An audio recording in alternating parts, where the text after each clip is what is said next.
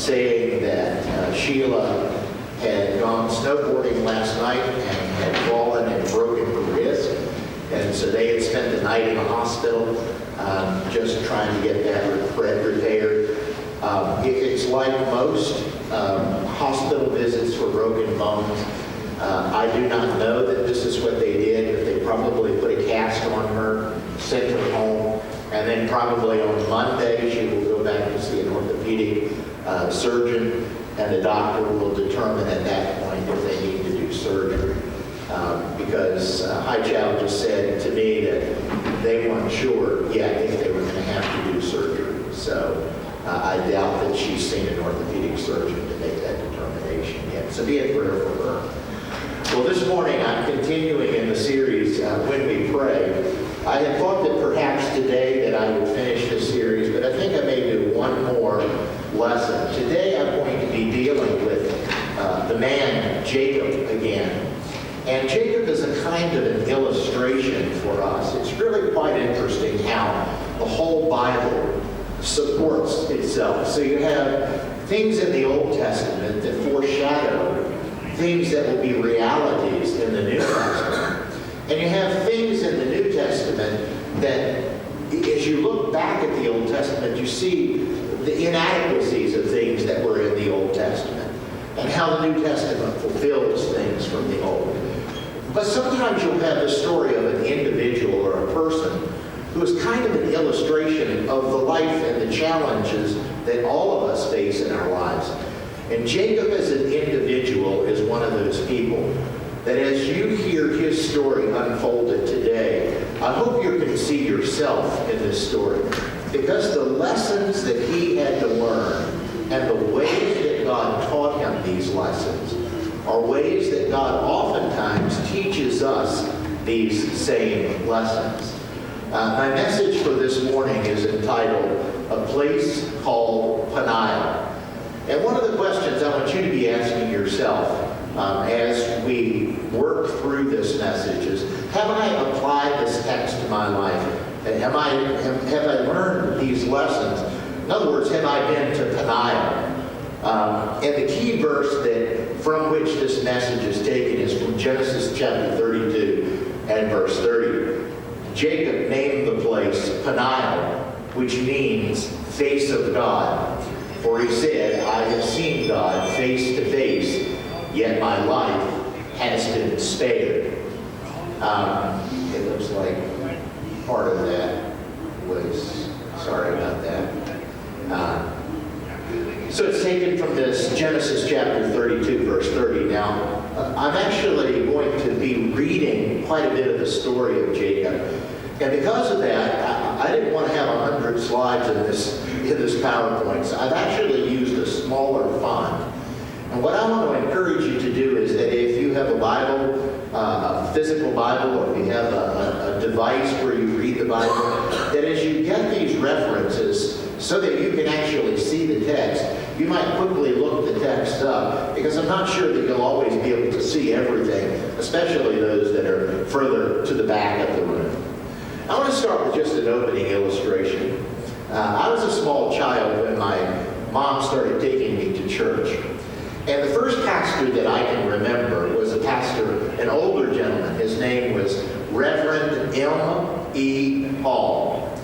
And I always remember that he was always immaculately dressed. This was back in the day where men would never go to church without a suit and tie on. Women would never be in church without a dress. And oftentimes, even when I was a small child, many of the women would wear hats to church.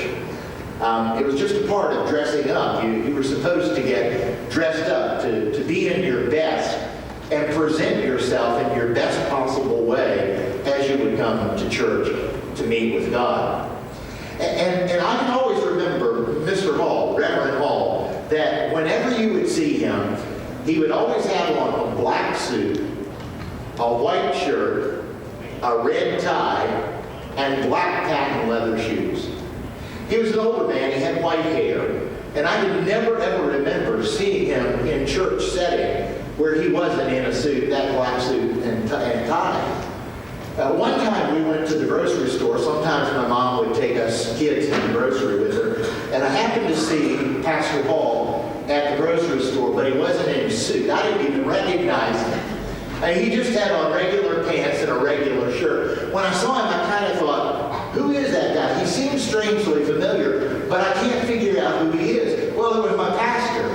I just couldn't figure it out because he didn't have the right clothes on. Some people used to say that if you took his black suit, his white shirt, his red tie, and his patent leather shoes, and you set them along the side of the road, people walking by or driving by would say, looks like Pastor Hall. But if you were to change his clothing, put on dungarees, perhaps a pair of jeans, a flannel shirt, tuss his hair a little bit, and put some dirt under his fingernails, most people would have no idea who he was. It's hard to imagine that you could mistake a minister of God simply because of how he's dressed. The story that we're going to read today is a story about a man who was seeking God, wanting God's best for his life. And God kept coming to him over and over in his life, but because God wasn't dressed the way that Jacob thought he should be dressed, he kept missing God when God was showing up. And so God had to go to drastic measures. Now, before I get into the actual text that we're going to deal with, I want to take you to first kind of a background, a snapshot of Jacob's spiritual life and family dynamics. And I'm taking this from Genesis chapter 25, where we read these words. And this is the account of Abraham's son, Isaac. You remember there was Abraham, and then there was Isaac, and then there was Jacob. These are the patriarchs. These are the fathers of our faith. And oftentimes in the Old Testament, the religion of the Jews was called, that this was the religion of the God of the fathers, the religion of the father Abraham and Isaac and Jacob. And even in the New Testament, you find that phrase being used over and over again. And so you have illustrations such as in Romans chapter 4. You have Abraham being used as an illustration of the fact that for any of us to have saving faith, we need to have faith like Abraham had. And you find these three men at times in the New Testament being used as illustrations for the Christian life and dynamics that we need to have in our lives. So again, it goes back and it says, this is the account of Abraham's son, Isaac. Abraham became the father of Isaac. And Isaac was 40 years old when he married Rebekah, the sister of Laban. Now, as the story moves on, Laban is going to be a prominent part of the story. Rebekah, that is the wife of Isaac, became pregnant. And the babies jostled each other within her. And she said, why is this happening to me? So she went to inquire of the Lord. Now I looked it up. This word here where it says that the babies jostled within her, it's actually a very strong word. Sometimes in the Old Testament, this word actually has the idea of crushing. You remember the story in Genesis where it says that the seed of the woman was going to crush the head of the serpent? That's the word that's used here. It's a strong word. So something was going on in Rebekah's womb, and she thought, this isn't normal. Whatever is happening inside of me, it's like these kids, there's like a battle going on inside of my womb. And she was concerned about it, so she went to the Lord to inquire of the Lord. Verse 23 through 26 says that God responded to her.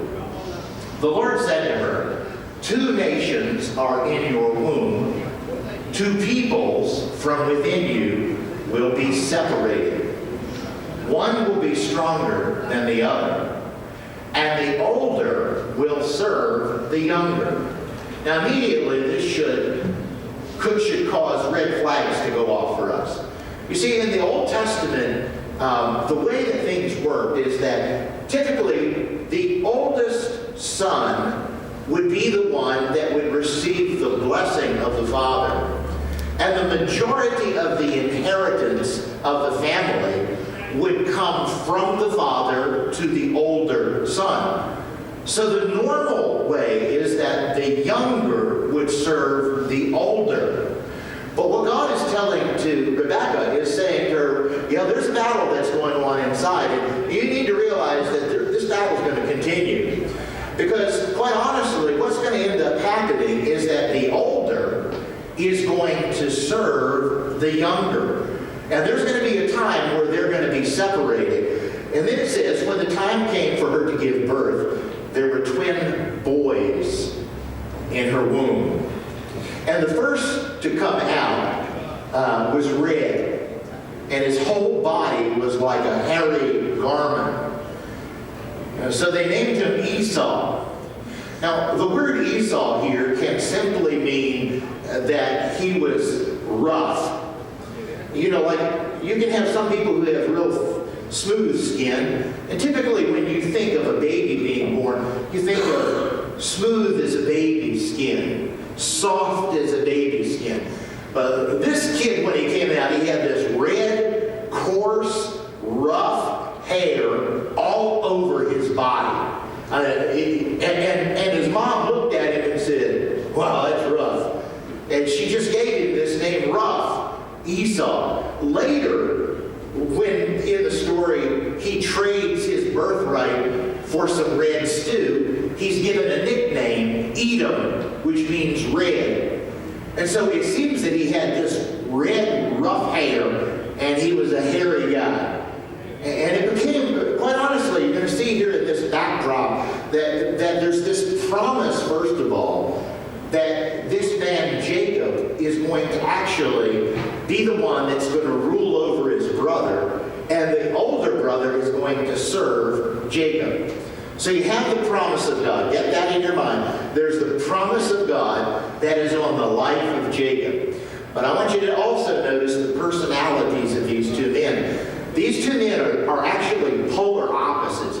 These boys are like night and day, and we're going to see that in just a moment. The first thing you see is this rough kid that comes out, Esau. And then in verse 26 it says, "And after this his brother came out with his hand grasping Esau's heel, so he was named Jacob."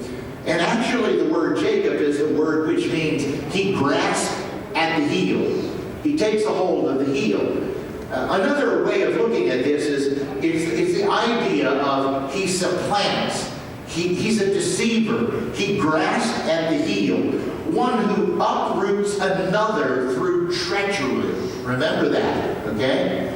One who uproots another or supplants of another, takes the place of another through treachery and deception. And you continue to see this personality thing of these boys as the story develops.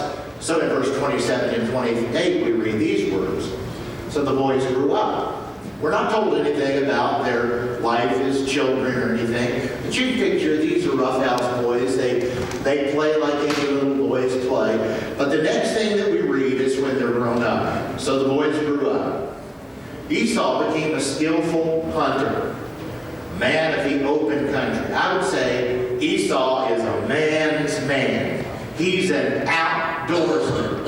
He loves being outside. When Mom said, "Why don't you boys go play?"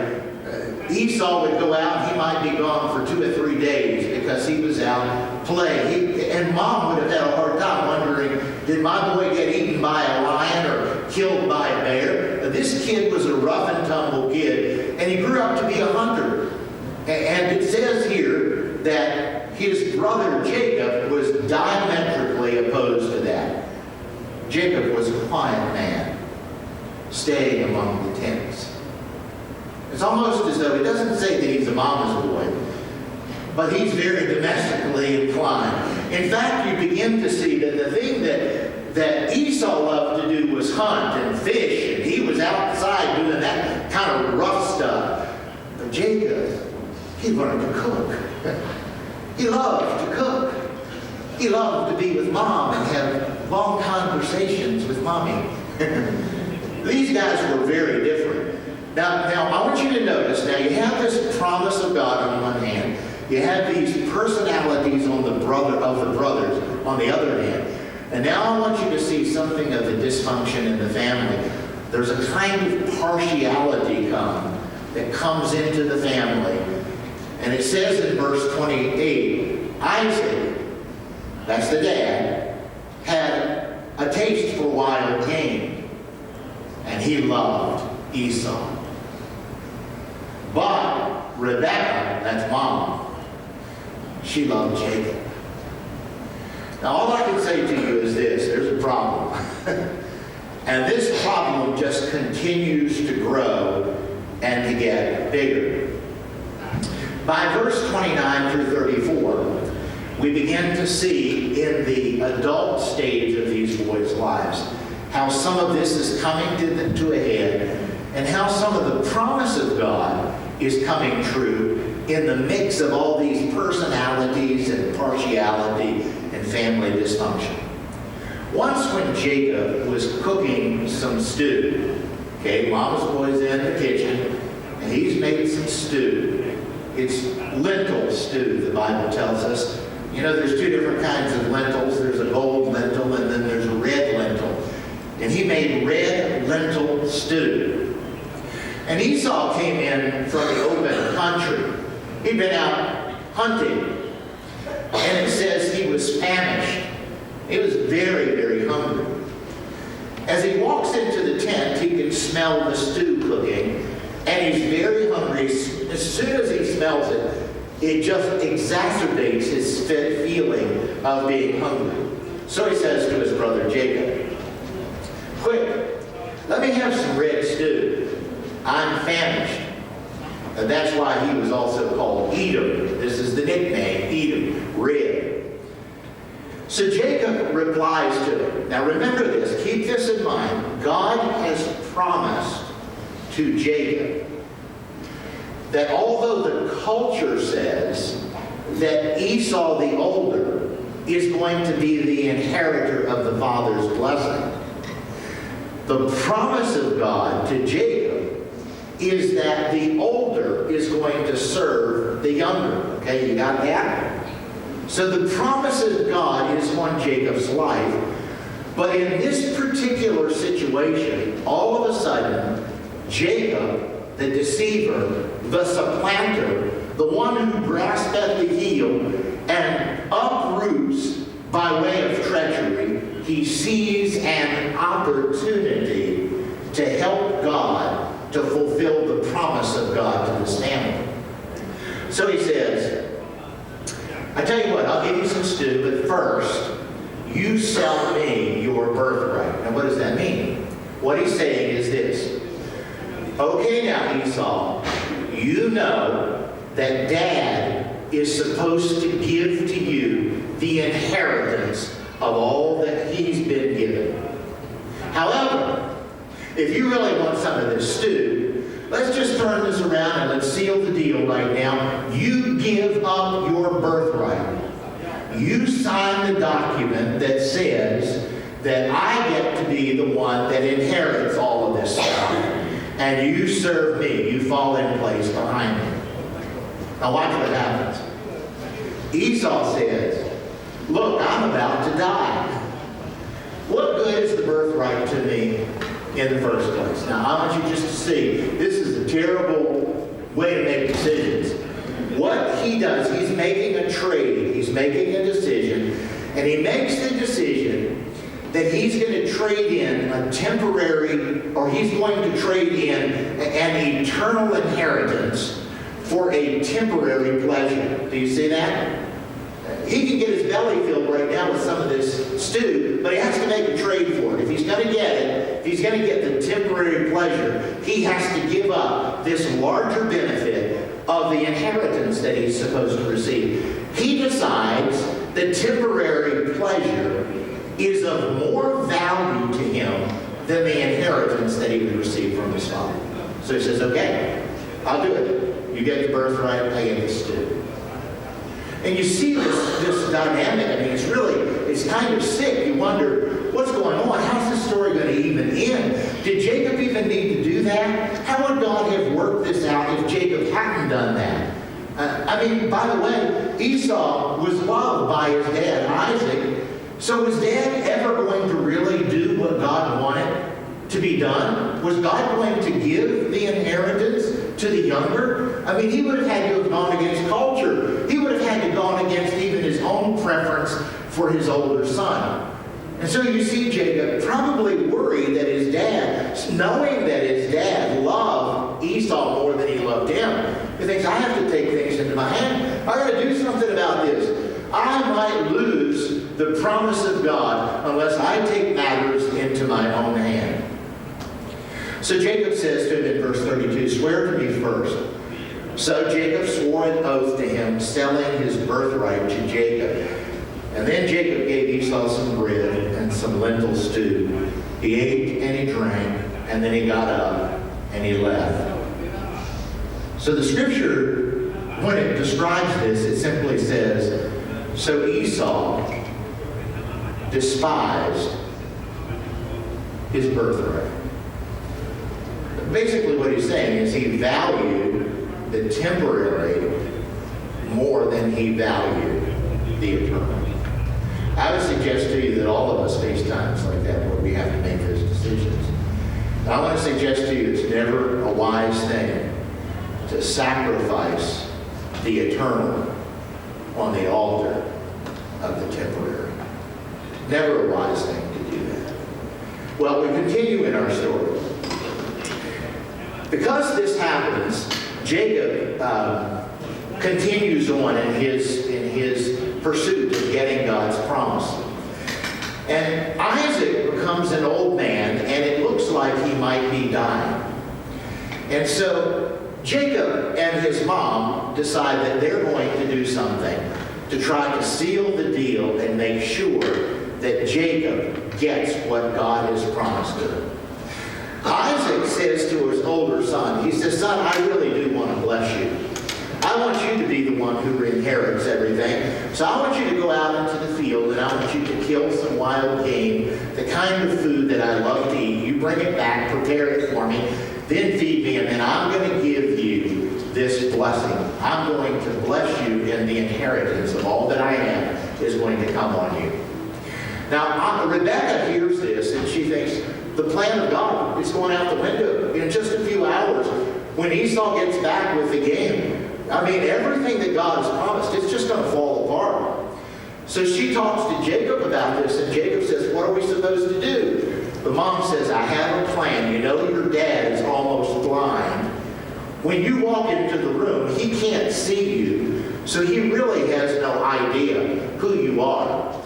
But when you come into the room, I'm going to make some food. I'm going to put a lot of spice in the food.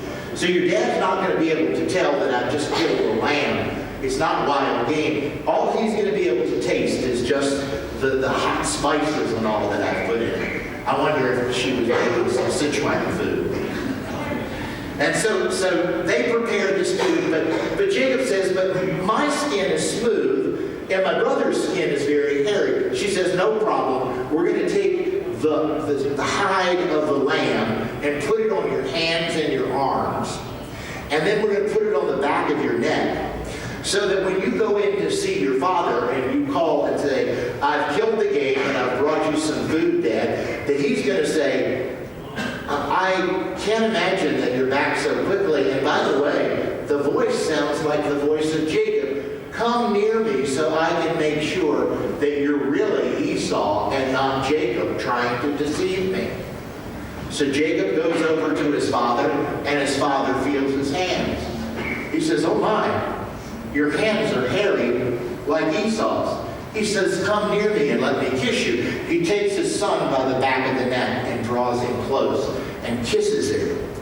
And he feels the wool of the lamb on the back of the neck. And he says, the voice is the voice of Jacob, but the hairiness is the hairiness of my son Esau.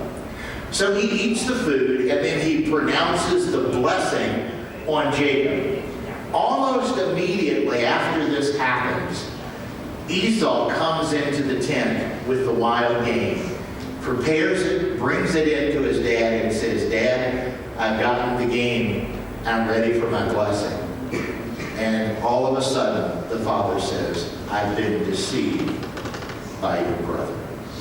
You see, his name is really coming true in his life. And Esau makes a declaration. He says, "After my father dies, I will kill my brother." Rebekah hears this, and she says, "Oh no. We have to preserve the promise of God to my son Jacob." So she sends him away to live with her brother Laban way down in Peniel. So he goes there and he lives. On the first night, as he runs away is running for his life, he has a dream. And the scripture tells us in chapter 28, verse 12, that he had a dream in which he saw a stairway resting on the earth with its top reaching to heaven. And the angels of God were ascending and descending on it. And there above it stood the Lord. And he said, "I am the Lord, the God of your father Abraham and the God of Isaac. I will give to you and your descendants the land on which you are lying. Your descendants will be like the dust of the earth. You will spread out to the west and to the east, to the north and to the south, and all peoples on the earth will be blessed through you and through your offspring. I am with you." Whoops. Go back. "I am with you and will watch over you wherever you go. And I will bring you back to this land. I will not leave you until I have done what I have promised to you." When Jacob woke up from his sleep, he thought, "Surely the Lord is in this place, and I wasn't even aware of it." So I want you to see what's happening. This Jacob, who is really kind of a scoundrel, God has made a promise to him. God has called him. I had someone recently ask me the question, why do you think that God chose the nation of Israel? Was it because they were more righteous than others? No, not at all. You see, God's calling, in fact, when you read the story of Abraham, the Bible tells us that Abraham was an idol worshiper. But God called an idol worshiper. God doesn't call us because we are something great that he thinks, "Oh, I can use." God calls us to transform us, to change us, to make us like himself so that we are usable. And so he brings this Jacob, who's just done horrendous things. He's deceived his blind dad. He's made his brother angry to the point that his brother wants to kill him. And now he's running for his life. He's pitted his mom against his father.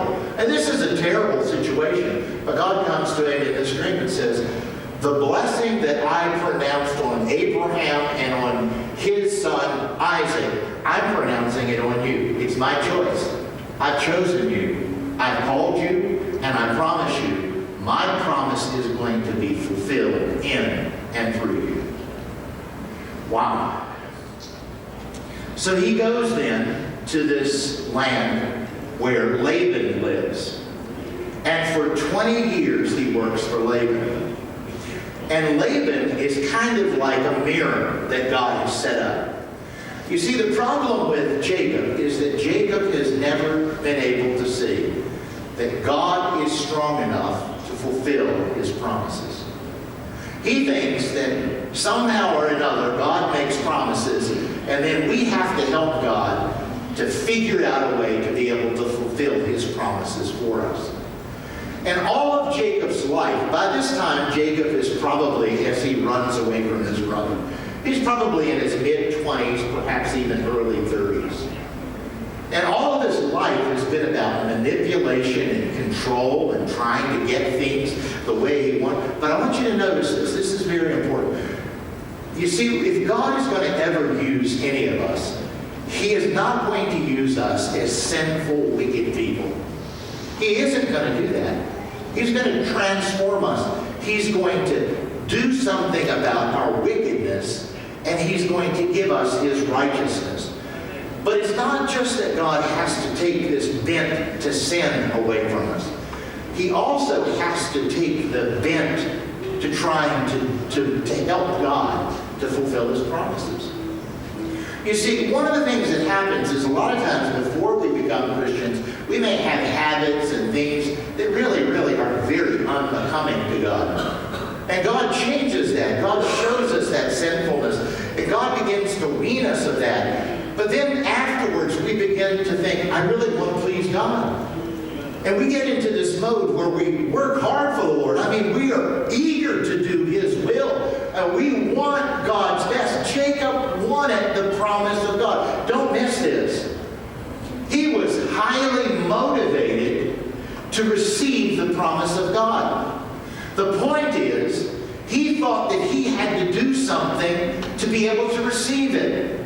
He never saw that God was trustworthy and that God was able to be able to provide what God had promised. And so he did everything in his own strength. Do you realize that religious people are people oftentimes who strive to do their best for God?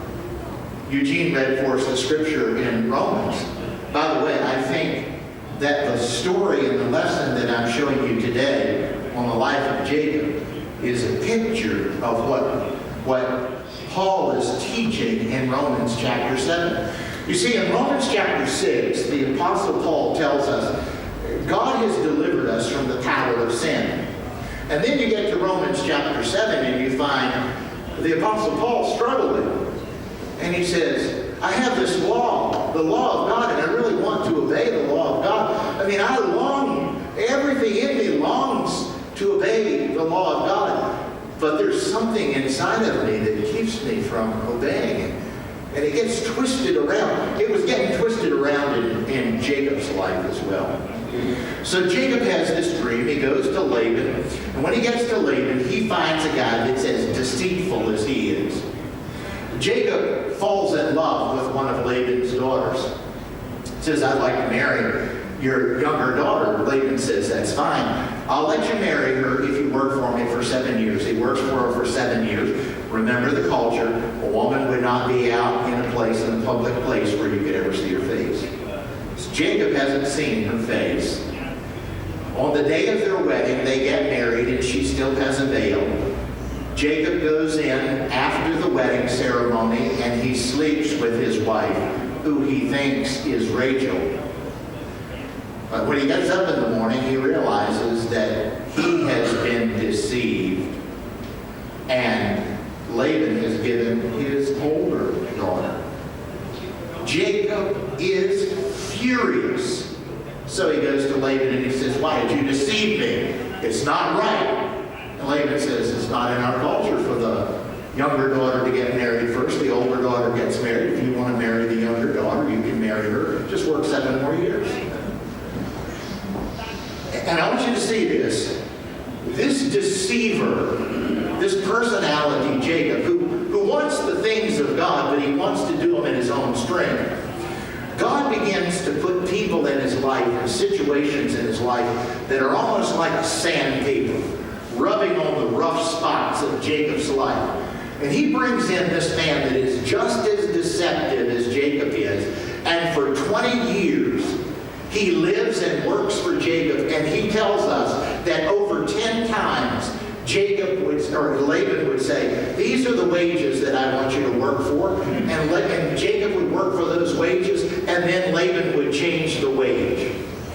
And what God was trying to do was he was trying to confront Jacob so that Jacob, looking in a mirror, would see himself and say, you know, this thing of being a deceiver, it's really a horrendous thing. It wreaks havoc. God wanted him to see himself, but Jacob was never able to see himself. All he could see was that Laban was a scoundrel. And after 20 years, by the way, until we learn the lesson that we're trying to show you in this text of Scripture today, all the problems that we have in our lives, we'll see those as somebody else is the bad guy. It's other people. It's their fault. It's people that are against me. If they really understood and would call on God for his help and we try to manipulate our situation. Well, to go on in the story, Jacob has it. He can't take it anymore. So he decides he's got to get away from Laban. His only solution is to run. So he takes off again. And as he leaves secretly, he comes back to that same place where he had seen the ladder of God from heaven to earth, and he had seen angels. And in Genesis chapter 32, we read in verse 1 and 2, Jacob also went on his way, and the angels of God met him. When Jacob saw them, he said, "This is the camp of God." So he named that place Mahanaim. And what happens here is, we're not told that the angels actually said anything to Jacob, but he saw these angels. And you can only imagine that in Jacob's mind, that because he's back at the same place that he saw the angels before, he must have in his mind gone back and thought, this is the same spot that God promised me that he was going to fulfill his promises to me. I've run for 20 years, and now he's reminded me he's still going to fulfill his promises to me. But it doesn't seem that he should have thought that, but it doesn't seem that he does think about it. But he does at least say, this is the camp of God. Now I want you to picture this. He has with him his 11 sons and daughters. He has them with him. He has his 2 wives, and he has his enormous herds, literally thousands of animals. And he says, when he sees these angels, he says, this is the camp of God. Now you can't tell this, but this word, M-A-H-A-N-A-I-M, Mahanaim, it actually means 2 camps. And what Jacob is saying is he sees these angels and he says, "Oh, I thought I was just coming out running from Laban, but now I see there's 2 camps here. There's my camp and there's God's camp." The question is, what is he going to do? Well, you'll see what he does. He does what Jacob always tries to do. He tries to get God to join his camp rather than joining God's camp. And so Jacob then in chapter 32, verse 3 through 5, it says he sent messengers ahead of him to his brother Esau in the land of Seir, in the country of Edom, and he instructed them, "This is what you're to say to my master Esau.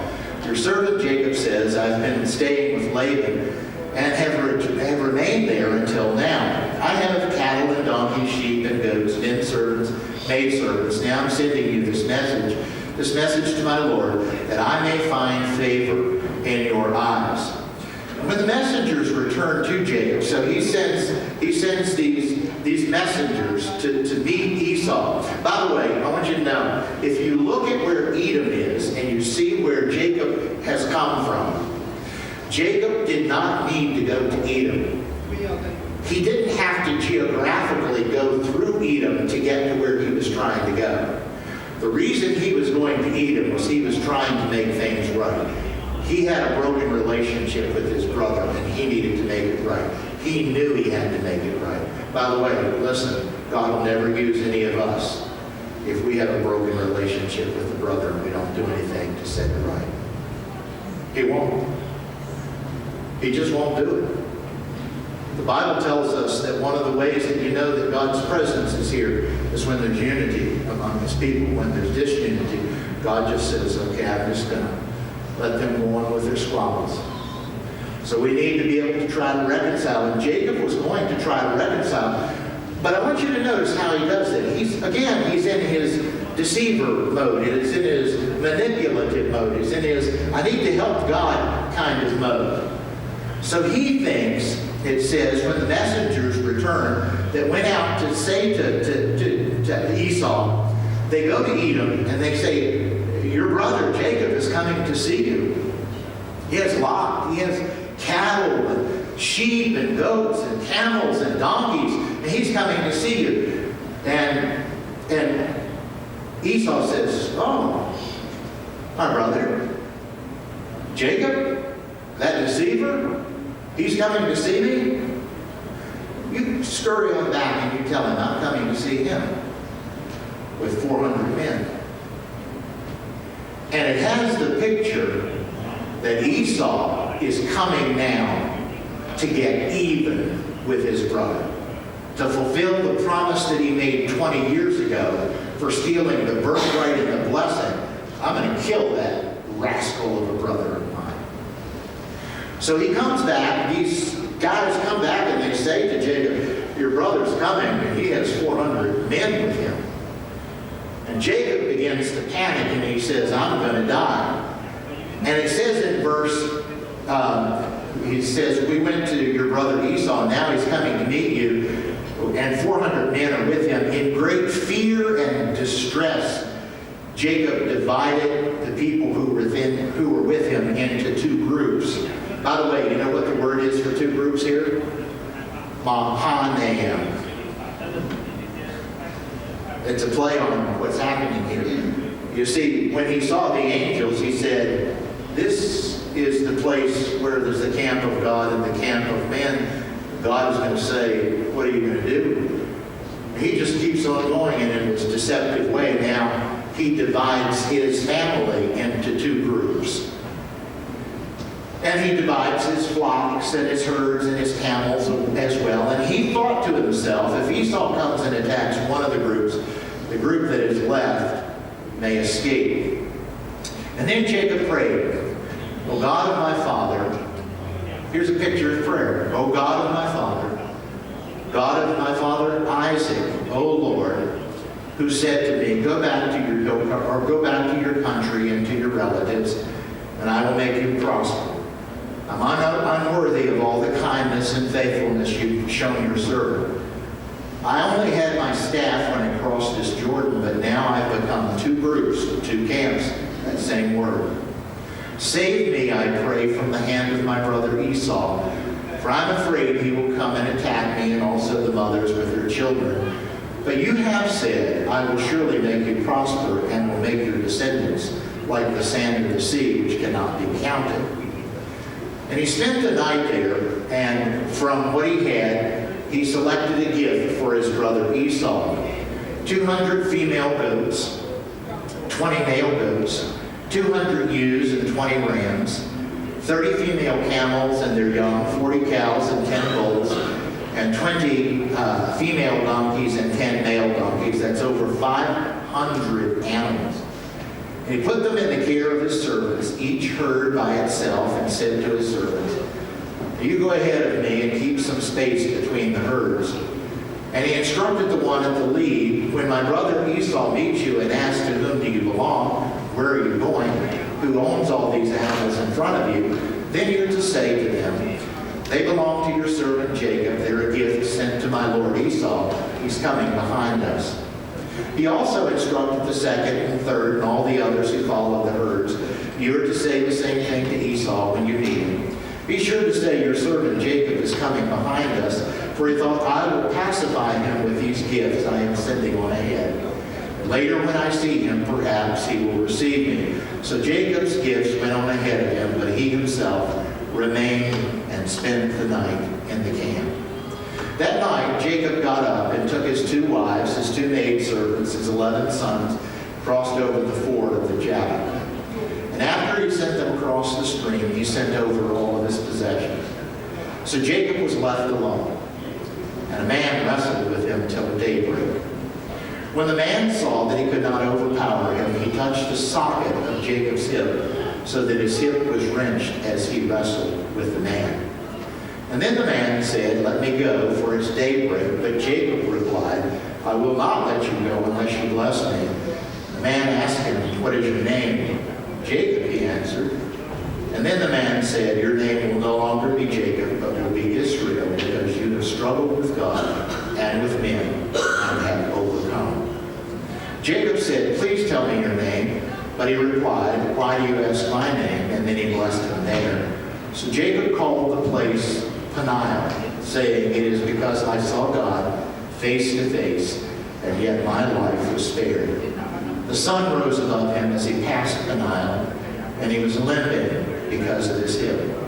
And therefore to this day the Israelites do not eat the tendon attached to the socket of the hip, because the socket of Jacob's hip was touched near the tendon. I just want to finish this message with a couple of lessons. And I want you to see what has happened. God has orchestrated circumstances for over 20 years of Jacob's life. For Jacob to be able to see, you don't have to try to manipulate your circumstances. I'm capable as God to do what I've promised you. You need to learn to relax and to trust me. You need to relax and trust me. Really, I'm capable of doing what I promised you I'm going to do. And that's God's intent for Jacob. But Jacob will not learn the lessons. The sandpaper does not rub off the hard edges. And so God says, I have another plan. If you won't submit to the discipline of God, of circumstances, then you're going to wrestle with the Spirit of God. And God meets him in the camp. And there's a wrestling match. Now the Bible tells us that Jacob was praying when this man came upon him. The question I have in my mind is, who did Jacob think jumped him when he was in prayer? Did he think God had jumped him? I'm guessing he thinks that somehow Esau has gotten to him and his brother has jumped him. And so he fights for his life. Now most of the time when there's any kind of a backyard scuffle, it only lasts a few minutes. I don't know how many of you have been in fights or how many of you have seen fights. I've been in a few and I've seen a few. Rarely do they last more than 4 or 5 minutes. Most of the time, they're finished in less than a minute. Really, they are. This one lasts all night. It's in the dark. Jacob has no idea who this opponent is, but it gives you some picture of the strength of this man, Jacob. He wrestles all night, not just with a man. The book of Hosea makes it absolutely clear he's wrestling with God himself. Now, when does Jacob finally realize that the person that he's fighting is not a man, but it's God? Here's the point. He wrestles all night, and then the man, the scripture says, touched his hip. He didn't pound his hip. He touched his hip. And all of a sudden, Jacob realized, this is no ordinary man. This has been a fixed fight. This guy could have whipped me a long time ago. He let me wrestle with him all night. Well, why do you let me wrestle all night? Jacob came to the conclusion because he wanted to bless me. And that's the point. God does want to bless us. But the kind of blessing that Jacob needed, he was unwilling to learn by the circumstances of his life. And it took a confrontation where God wrestled with him. Here's what I want to say to us just as kind of closing. All of us at times, as we pursue God and want to be used of the Lord, we do have to deal with the issue of sin in our lives. God is not going to use an unholy people for his purposes. But even if we work and receive the grace of God that we need in our lives to become righteous and godly people, it's still possible for us in our own strength to feel like we need to help God to fulfill the promises that he's made to us in Christ. But the story of Jacob teaches us God really doesn't need our help. And we don't need to ask God to be on our team, but God is trying to say to us, the real issue is, Jacob, will you join me? And so God simply touches Jacob's hip. And I want you to see this. This is the real prerequisite for God being able to use us. When he touches Jacob's hip, Jacob goes away, and he's like this for the rest of his life. He's a crippled man. You see, God will never greatly use anyone until he deeply wounds them. Jesus said of himself, I can't do anything on my own. I can only do what the Father shows me and tells me. Jesus said to his disciples, I'm the vine, you're the branches. Apart from me, you can do nothing. You really can't do anything. So God is trying to teach us a lesson for Jacob, that the path to holiness and the path to usefulness brings us to a place called Peniel, where we see the face of God and he touches us. My one final question to you is this. Has God wounded you deeply? Has he begun to break your heart and to break you? I mean, I realize that I'm standing in the midst of some talented and very bright people, very accomplished people. I would say that many of us at times are like Jacob. But what God looks for in us is he looks for us to confess that even though we might be talented and bright, that we actually are deceivers. I want to finish with this one last little story. Some of you may have read Arthur Miller's play, The Death of the Salesman. Willie Loman is the salesman in the story. He's the key chief character. And Willie Loman, he wanted to be a successful salesman. He got married, he had family, and he wanted his family to appreciate him and respect him and to hold him up and to honor him. He wanted to be respected in his community. So even though he wasn't doing that well in his sales, he began to create a story for himself of his own success. He became a pretender. And he became a person who he personified himself to be was not the real Willie Loman. And he went for a number of years like this, just making himself bigger than life, looking like he was well connected and well off and rich and famous. And finally, one day, his adult son, Biff, realized that his dad wasn't all that his dad had claimed he was. And Willie Loman was very embarrassed when he was found out. And in the last part of the story, Willie Loman decides that he just can't stand the fact that he's been found out. So he kills himself in an automobile accident. The very last line of the play is the son, Biff, talking to Willie Loman's wife. And as the son and the mother of Biff are having conversation, Biff, the son, says, Mom, you know, I know what Dad's problem really was. She said, what was it, son? He said, Dad never really knew who he was. I would suggest to you that before we will ever be greatly used of God, we need to know ourselves as God knows us. We need to see ourselves as God sees us.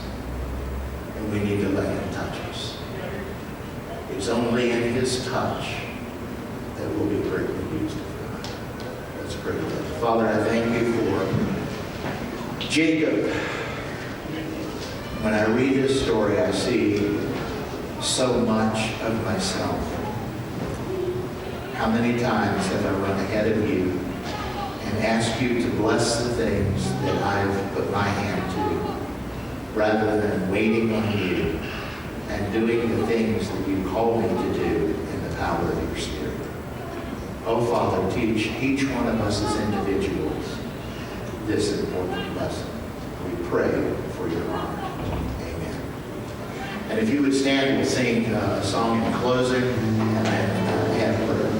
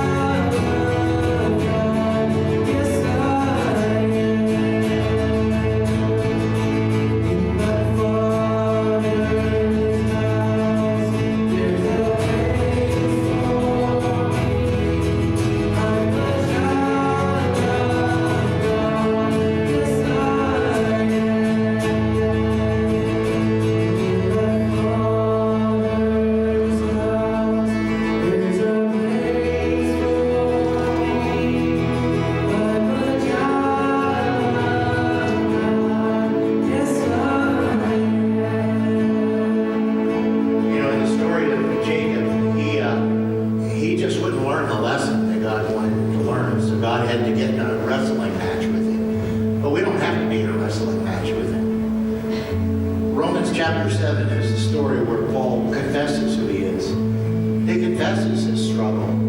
He tells God about this weakness that he has, that even when he tries to do the right thing, that he ends up continuing just to mess things up. And then Paul cries out and he says, "Who can deliver me from this body of death?"